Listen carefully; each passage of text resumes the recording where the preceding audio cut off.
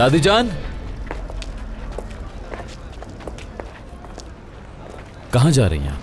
अभी तो खाना खाना है हमने। मीरान, मेरे साथ ऐसा नहीं करना चाहिए था तुम्हें। मैंने बिल्कुल भी कुछ बुरा नहीं किया दादी जान। आपने मुझसे कहा था कि सबके सर पर बंदूक रखकर बात करोगे। मैंने उस काम को इस तरीके से हल कर लिया दादी जान। अच्छा, तो हल कर लिया। रेयान मेरी बीवी है, असलान बे खानदान की बहू है ये, और आप भी अजीज असलान बे होने की हैसियत से रेयान को पूरी इज्जत देने पर मजबूर हैं और आप ऐसा ही करेंगी दादी जान। मैं इसको हरगिज़ कुछ भी देने के लिए पाबंद नहीं हूं, लेकिन तुम्हारी बीवी जरूर तुम्हें कुछ बताने की पाबंद है। पूछो तो जरा अपनी बीवी से, तुम्हारे साथ शादी करने का इसका असल मकसद क्या है? क्या मतलब है आपका? उससे पूछो।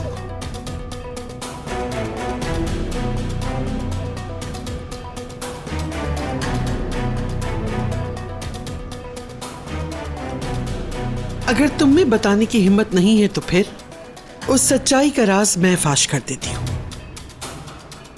रेयान ने तुमसे तुम्हारे प्यार की वजह से शादी नहीं की, बल्कि आजाद की जान बचाने की खातिर की है।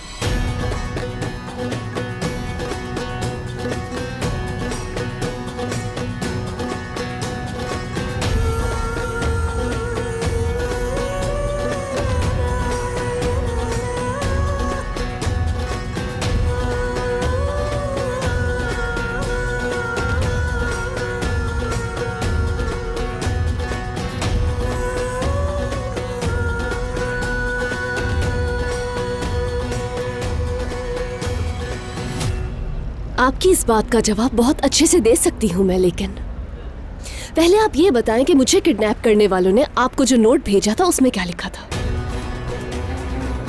पहले आप ये बताएं कि मुझे किडनैप करने वालों ने आपको जो नोट भेजा था उसमें क्या लिखा था।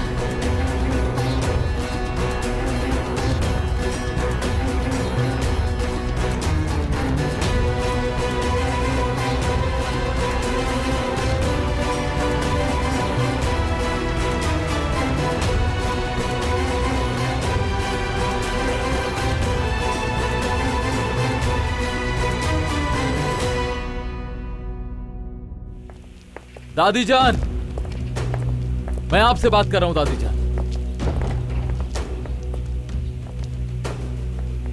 क्या मुझे जवाब देना पसंद करेंगी?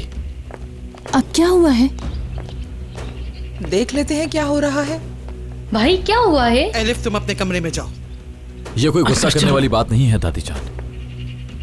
मुझे क्यों नोट्स के बारे में नहीं पता। हमें कौन और किस मकसद के लिए नोट्स भेज रहा है दादी जान? कौन से नोट्स? अब ये क्या है? क्योंकि वो सिर्फ एक नोट नहीं, बल्कि एक धमकी है।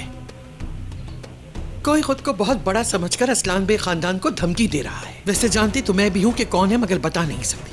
बस एक बार सबूत मिल जाए तुम्हारे सामने ला खड़ा करूंगी। हमें भी कोई बताएगा कौन से नोट्स की बात हो रही है?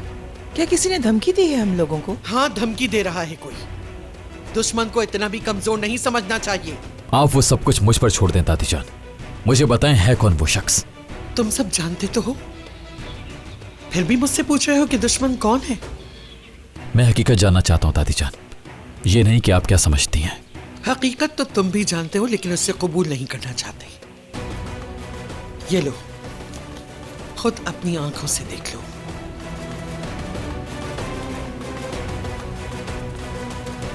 मैं इसके बारे में पहले से जानता हूं।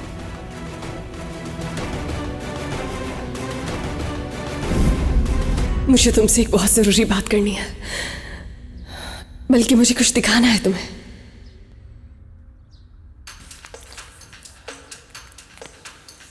ये क्या है? मेरे किडनैपर्स ने मेरी जेब में रखा था।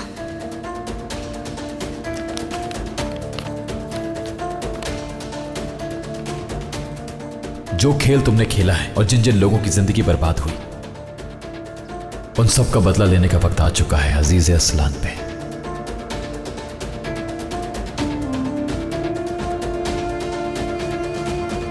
रेयान ये नोट पहले ही मुझे दे चुकी थी। मैंने उससे कहा था कि दादी जान को दे दे। आइंदा कभी भी मेरे सामने किसी और की ज़बान मत बोलना, वरना मुझे भी खो दोगे। समझ गए?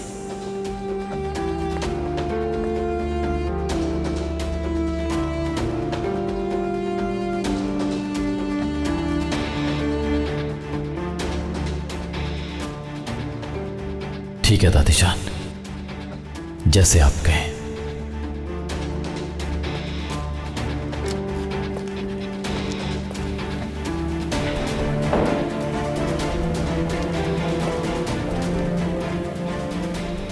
जाओ अब नोट उन्हें दे दो रेहान।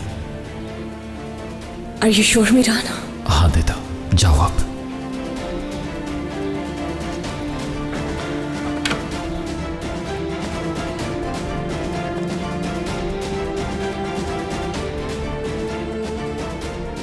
तुम यहाँ क्यों आई हो? ऐसे क्या देख रही हो? क्या कोई हिसाब देना है मुझे? जब गाड़ी चोरी हुई तो मैंने आपसे एक ही सवाल पूछा था कि क्या हमारा कोई और दुश्मन भी है जिसे मैं नहीं जानता दादी जान। आपने खिजर शाहदोलो का नाम लिया, क्यों? नोट पढ़ने के बावजूद भी आपने दादी जान खिजर शाहदोलो का नाम क्यों लिया? क्योंकि शाहदोलो खानदान के अलावा हमारा और कोई दुश्मन नहीं है। ये सच नहीं है। तुम्हें किसने अगवा किया तुम्हें नहीं मालूम, और अगवा करके कहां ले गए ये भी नहीं जानती।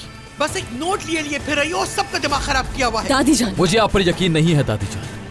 आजाद मुझसे कुछ ही देर बाद वहां पर पहुंच गया था। ये कैसे मुमकिन है कि सब कुछ इतनी जल्दी प्लान हो गया हो दादी जान? हो सकता है पहले ही से सब कुछ प्लान। तुमने बगैर सोचे समझे उन्हें एक मौका दे दिया। उसके बाद वो फरार ना हो सके क्योंकि रास्ते बंद थे, और उसके बाद उन्होंने सारा मामला उठाकर किसी और पर डाल दिया। ये लड़की यहाँ सिर्फ आजाद को बचाने की खातिर आई है। अगर आप ये बात उस वक्त जानती थी तो आपने मुझे रोका क्यों नहीं शादी करने से? मैंने सोचा कि मेरी नजरों के सामने रहोगे बस तो। दादी जान, मजीद कुछ मत कहिएगा। रेहान यहाँ सिर्फ मेरे प्यार के लिए आई है। इसके अलावा मुझे आपके किसी बात पर कोई यकीन नहीं, और ना ही कभी आपके किसी बात पर यकीन होगा। क्यों अंधे बन रहे हो मीरान? तुम्हारी दादी ठीक कह रही हैं, बिल्कुल। ये हमारी दुश्मन है। पहले निकाह करके खुद को महफूज कर लिया और अब सारे शहर में खाना बांटकर रहमदिल बन रही है। तुम्हें क्यों नजर नहीं आ रहा कि आपकी बेगम साहिबा हम लोगों से एक एक चीज का बदला ले रही है?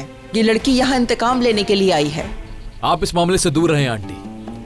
पहले तो आपको मैं एक बात बता दूं, मेरी बदनामी कभी नहीं हुई, क्योंकि बदनामी उसकी होती है जिसने गुनाह किया होता है, जबकि मैंने ऐसा कुछ भी नहीं किया। और मुझे सबके सामने सच्चा बनने की जरूरत नहीं, क्योंकि मैंने कभी किसी से झूठ बोला ही नहीं। तो तुम्हें मुझ पर यकीन नहीं, तो फिर मैं तुम्हें साबित करके दिखाऊंगी। जिस दिन मैं साबित कर दूंगी कि शाहदोलो खानदान इस सारे मामले के पीछे था, उस दिन तुम अपनी कसम पूरी करोगे और खिजर शाहदोलो से अपनी माँ और अपने बाप का इंतकाम लोगे। और मैं बहुत जल्द उस शख्स का पता लगा लूंगा जिसने हमें ये भेजा है। आप बेफिक्र रहें, और उसके बाद आप इन मामलों में दखल देने से दूर रहेंगी और ना ही मासूम लोगों से इंतकाम लेने की बात करेंगी आप।